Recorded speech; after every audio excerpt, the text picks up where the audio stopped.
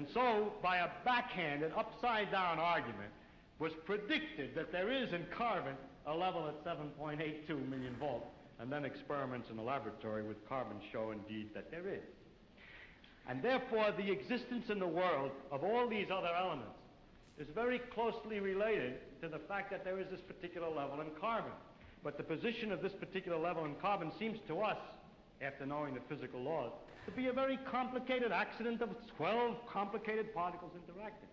So I wish to illustrate by this example that an understanding of the physical laws doesn't give you an understanding in a sense of understanding significance of the world in any way. The details of real experience are very far often from the fundamental laws. There are, in a way of speaking in the world, we have a way of discussing the world which you could call, we discuss it at various hierarchies or levels. Now, I don't mean to be very precise, there's a level, there's another level, and another level, but I will indicate by describing a set of ideas to you, just one after the other, what I mean by hierarchies of ideas. For example, at one end, we have the fundamental laws of physics. Then we invent other terms for concepts which are approximate, who have, we believe, the ultimate explanation in terms of the fundamental laws. For instance, heat. Heat is supposed to be the jiggling, and it's just a word for a hot thing, is just a word for a mass of atoms which are jiggling. For that, fundamentally, we should think of the atoms jiggling. But for a while, if we're talking about heat, we sometimes forget about the atoms jiggling. Just like when we talk about the glacier, we don't always think of the hexagonal ice snowflakes which originally fell. Another example of the same thing is a salt crystal. Looked at fundamentally, it's a lot of protons, neutrons, and electrons. But we have this concept, salt crystal, which carries a whole pattern already of fundamental interactions, or idea like pressure. Now, if we go higher up from this, in another level, we have properties of substances like refractive index, how light is bent when it goes through something, or surface tension, the fact that the water tends to pull itself together, is described by a number. I remind you that we have to go through several laws down to find out that it's the pull of the atoms and so on, but we still say surface tension, and don't worry when we're discussing surface tension of the inner workings, always. Sometimes we do, sometimes we don't. Go on, up in the hierarchy. With the water, we have the waves, and we have a thing like a storm. We have a word for storm, which represents an enormous mass of phenomena. Or sunspot, or star, which is an accumulation of things. And it's not worthwhile always to think of it way back. In fact, we can't, because the higher up we go, we have too many steps in between, each one of which is a little weak, and we haven't thought them all through yet. If we go up in this hierarchy of complexity, we get to things like frog, or nerve impulse, which you see is an enormously complicated thing in the physical world, involving an organization of matter in a very elaborate complexity. And then we go on, we come to things, words, and concepts like man, and history, or political expediency, and so forth, which is a series of concepts that we use to understand things at an ever higher level. And going on, we come to things like evil, and beauty, and hope. Now, which end is nearer to the ultimate creator, or the...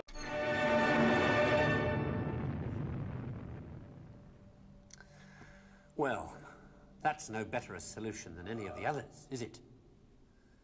So, in the end, have we learned anything from this look at why the world turned out the way it did that's of any use to us in our future? Something, I think.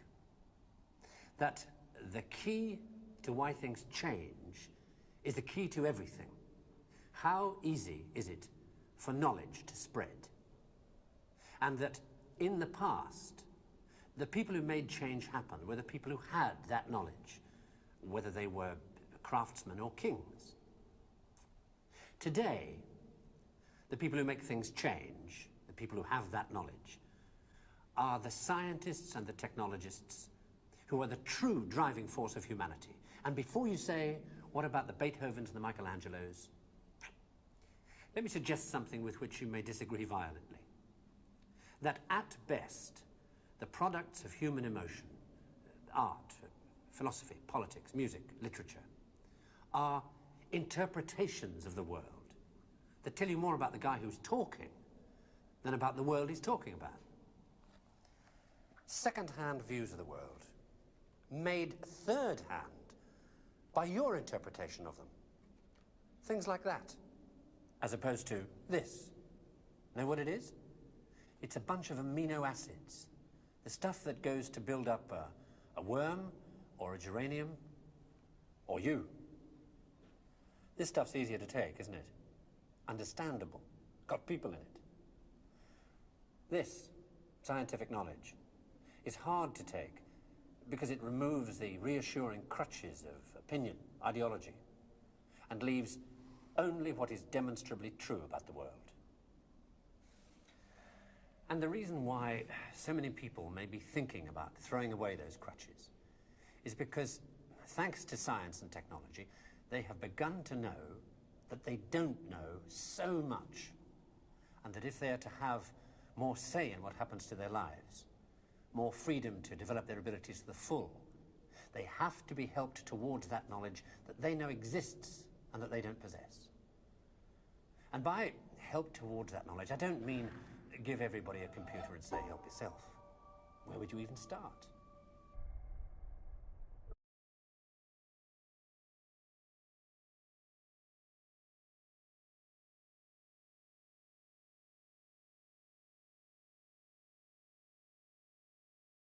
No, I mean, trying to find ways to translate the knowledge, to teach us to ask the right questions.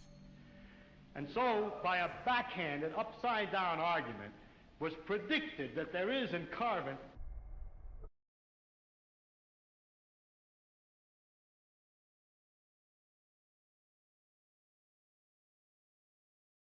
.782 million volts, and then experiments in the laboratory with carbon show indeed that there is. And therefore, the existence in the world of all these other elements is very closely related to the fact that there is this particular level in carbon. But the position of this particular level in carbon seems to us, after knowing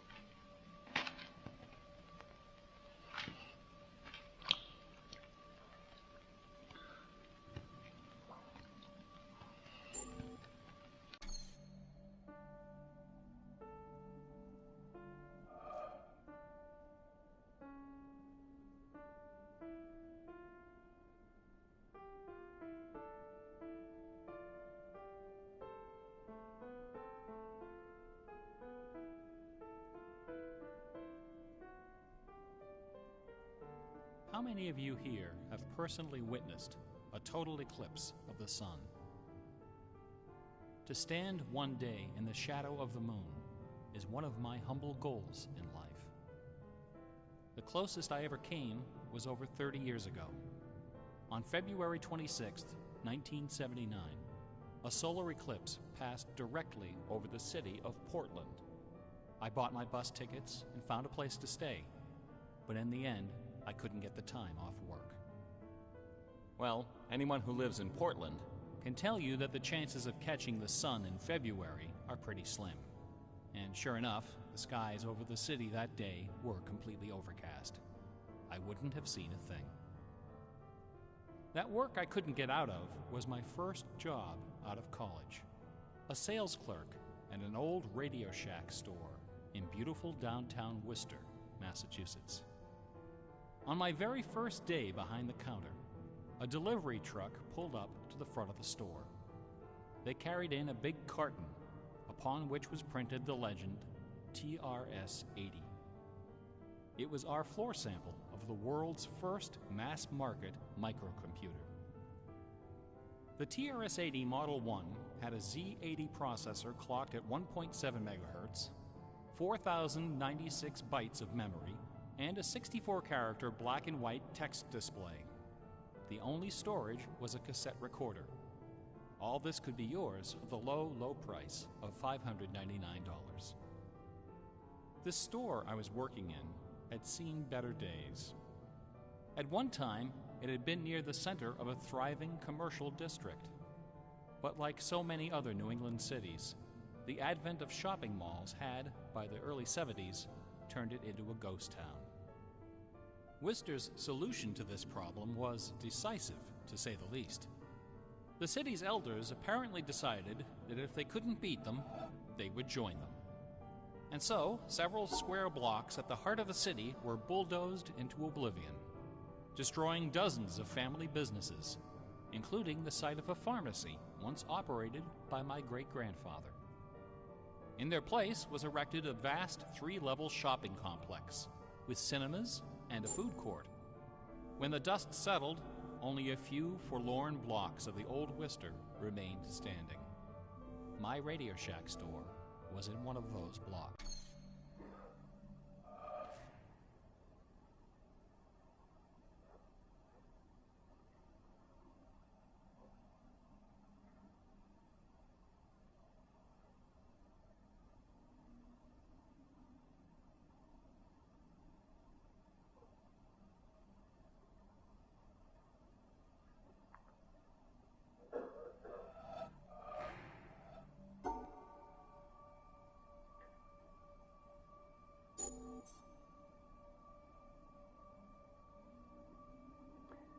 Know yourself as the open, empty, luminous presence of awareness.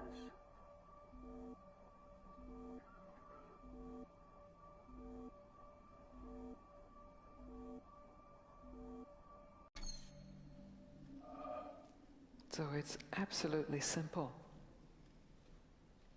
what I have to say to you. It's what my teacher said to me.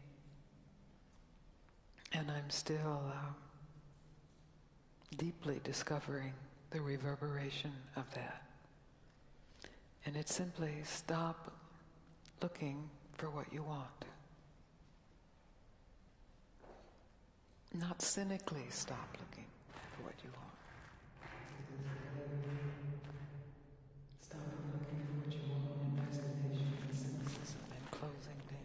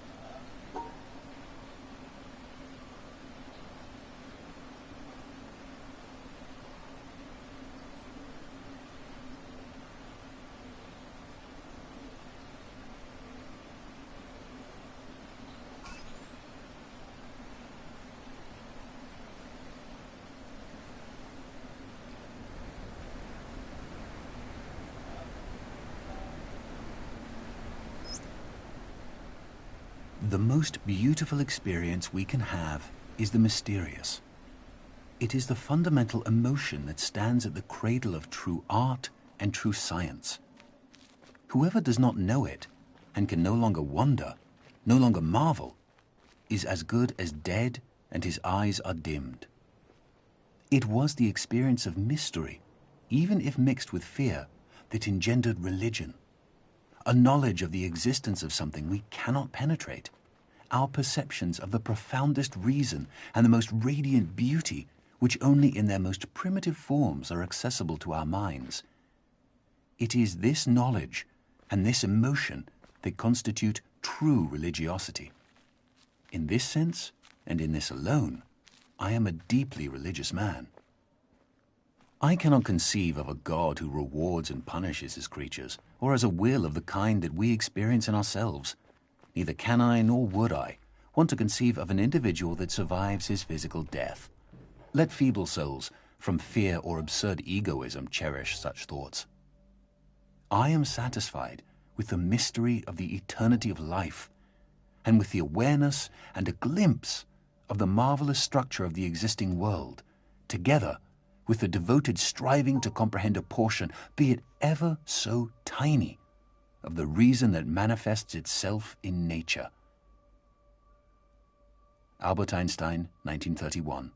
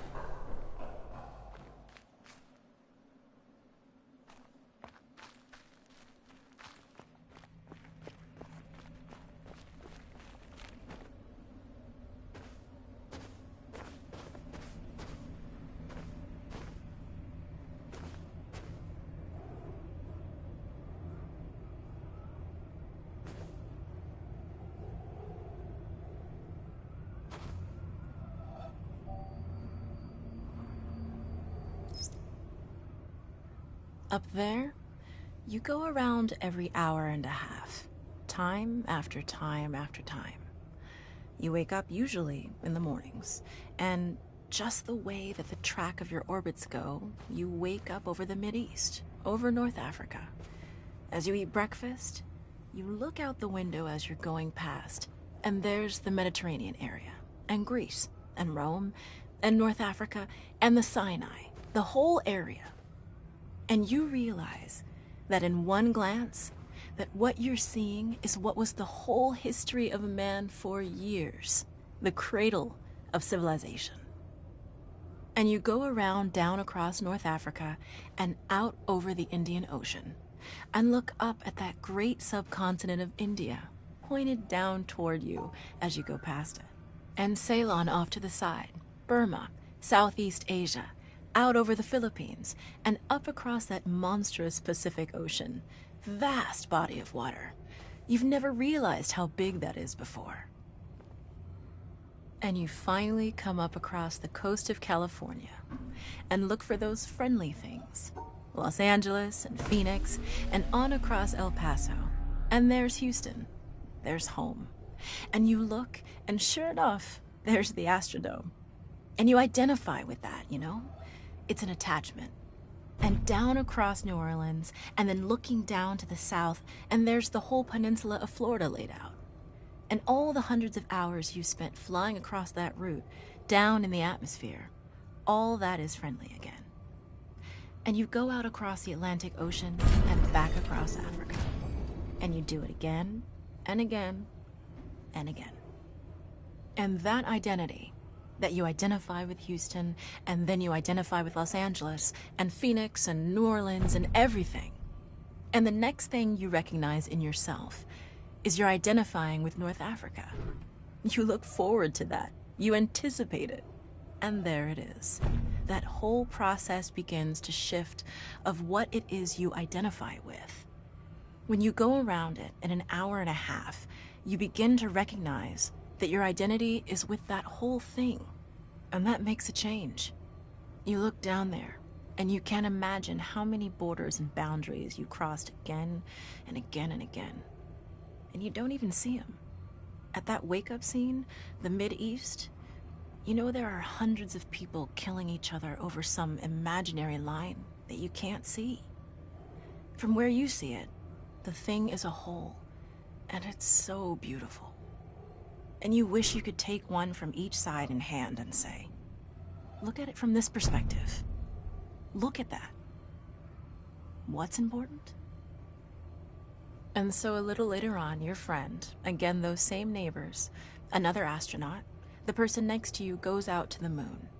And now he looks back and sees the Earth not as something big where he can see the beautiful details, but he sees the Earth as a small thing out there.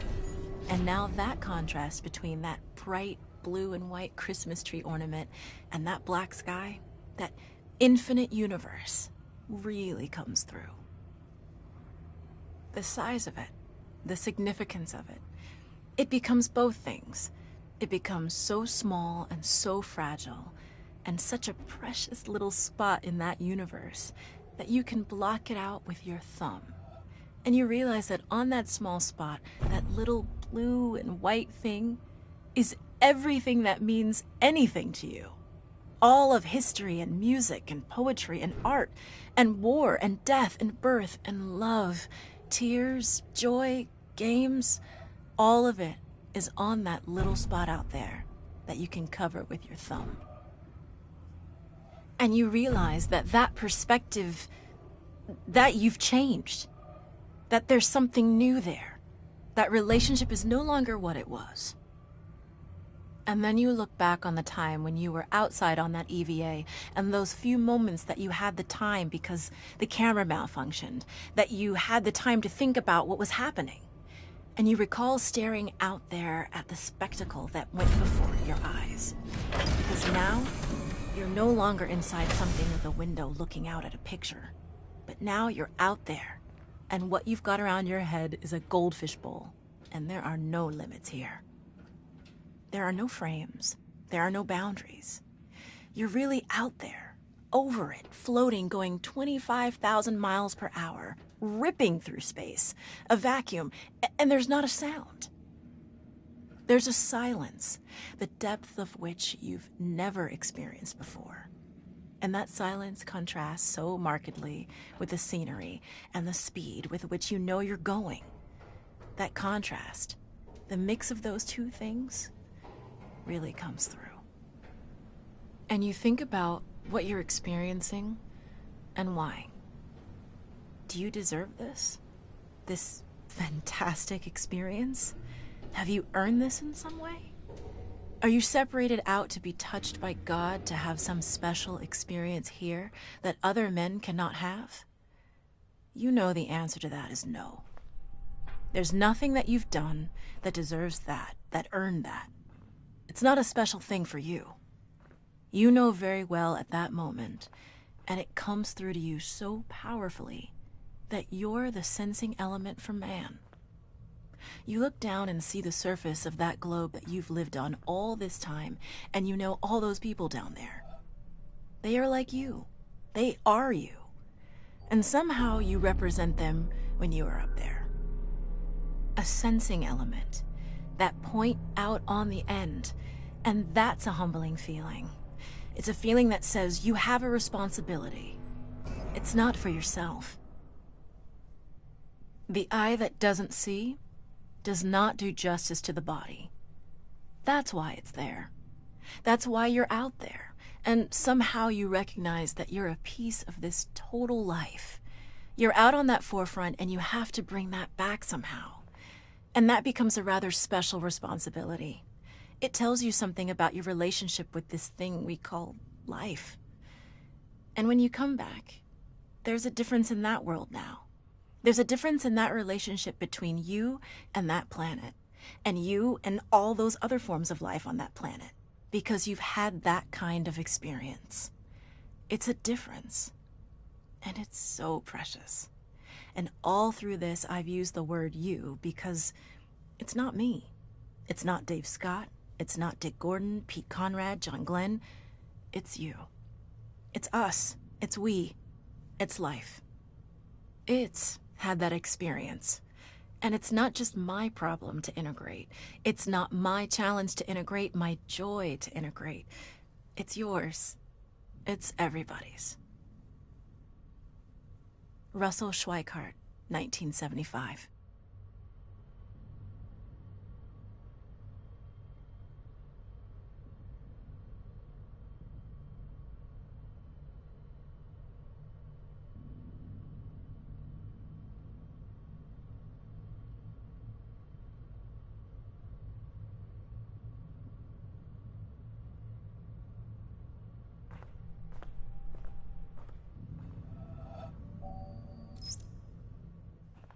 Therefore, I thank you, my God, because you make clear to me that there is no other way of approaching you, except that which to all humans, even to the most learned philosophers, seems wholly inaccessible and impossible.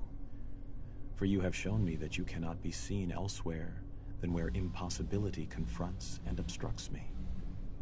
O Lord, you, who are the food of the mature, have given me courage to do violence to myself, for impossibility coincides with necessity, and I have discovered that the place where you are found unveiled is girded about with the coincidence of contradictories.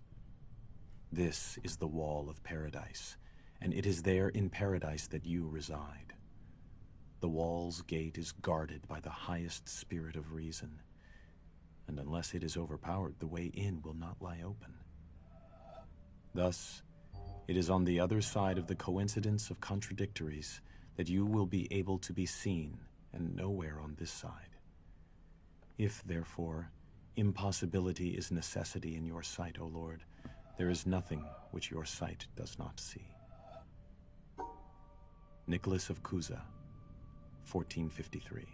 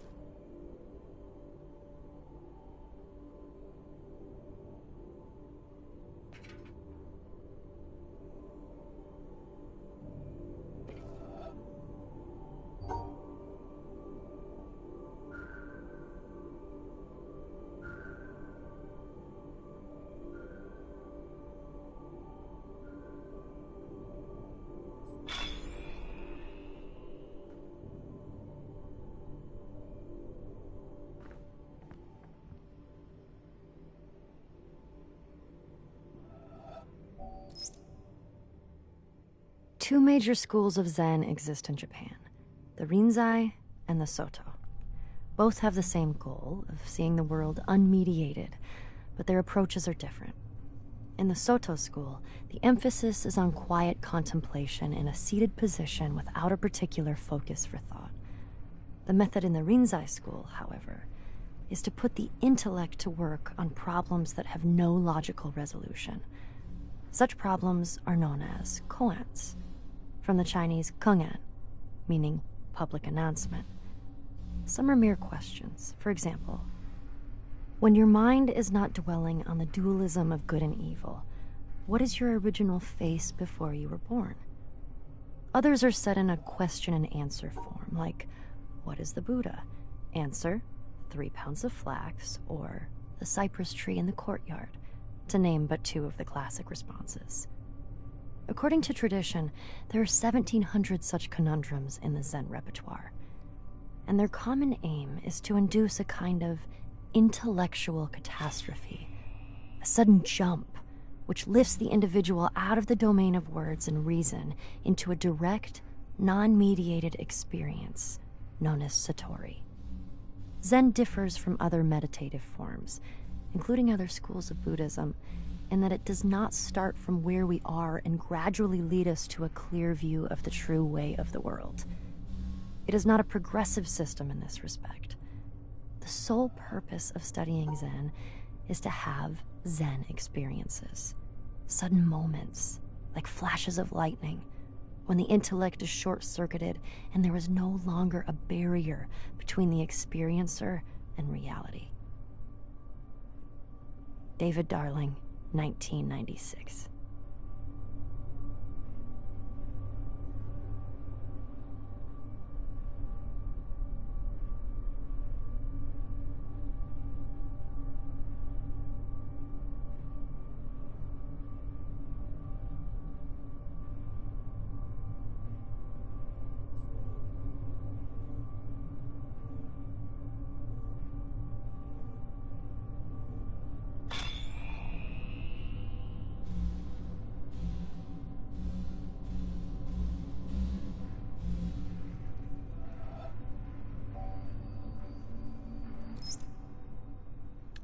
The relation between the controller and the controlled is reciprocal. The scientist in the laboratory studying the behavior of a pigeon designs contingencies and observes their effects. His apparatus exerts a conspicuous control on the pigeon, but we must not overlook the control exerted by the pigeon. The behavior of the pigeon has determined the design of the apparatus and the procedures in which it is used. Some such reciprocal control is characteristic of all science. As Francis Bacon put it, nature, to be commanded, must be obeyed. The scientist who designs a cyclotron is under the control of the particles he is studying.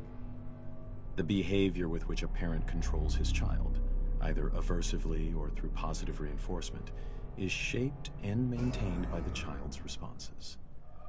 A psychotherapist changes the behavior of his patient in ways which have been shaped and maintained by his success in changing that behavior. A government or religion prescribes and imposes sanctions selected by their effectiveness in controlling citizen or communicant. An employer induces his employees to work industriously and carefully with wage systems determined by their effects on behavior. The classroom practices of the teacher are shaped and maintained by the effects on his students. In a very real sense, then, the slave controls the slave driver, the child, the parent, the patient, the therapist, the citizen, the government, the communicant, the priest, the employee, the employer, and the student, the teacher. B.F. Skinner, 1971.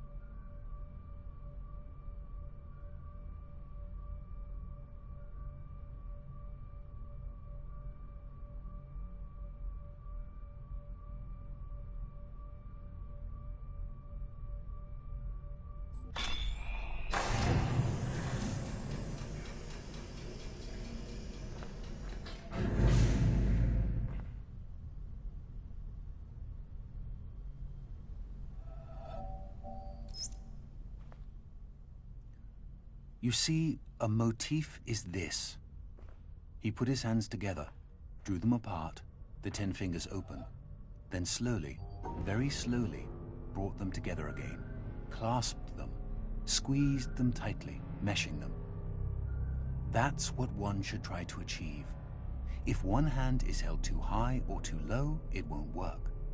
Not a single link should be too slack, leaving a hole through which the emotion, the light, the truth can escape. You must understand that I work on the whole canvas, on everything at once. With one impulse, with undivided faith, I approach all the scattered bits and pieces. Everything we see falls apart, vanishes, doesn't it? Nature is always the same, but nothing in her that appears to us lasts. Our art must render the thrill of her permanence along with her elements, the appearance of all her changes. It must give us a taste of her eternity. What is there underneath? Maybe nothing. Maybe everything. Everything, you understand? So I bring together her wandering hands. I take something at right, something at left, here, there, everywhere. Her tones, her colors, her nuances. I set them down, I bring them together. They form lines, they become objects, rocks, trees, without my planning. They take on volume, value. If these volumes, these values, correspond on my canvas, in my sensibility, to the planes, to the spots which are there before our eyes, then my canvas has brought its hands together. It does not waver. The hands have been joined neither too high nor too low. My canvas is true, compact, full. But if there is the slightest distraction, if I fail just a little bit, above all, if I interpret too much one day, if today I am carried away by a theory which runs counter to that of yesterday, if I think while I paint, if I meddle, whoosh, everything goes to pieces. Paul Cézanne, as related by Joachim Gasquet, 1921.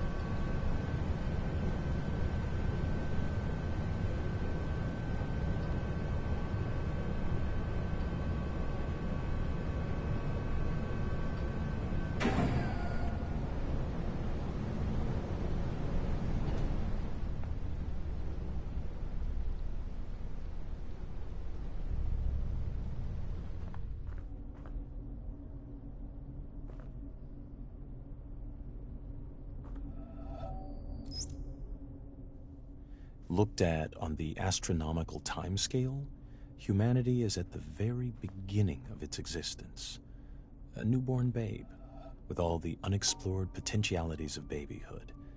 And until the last few moments, its interest has been centered absolutely and exclusively on its cradle and feeding bottle. It has just become conscious of the vast world existing outside itself and its cradle.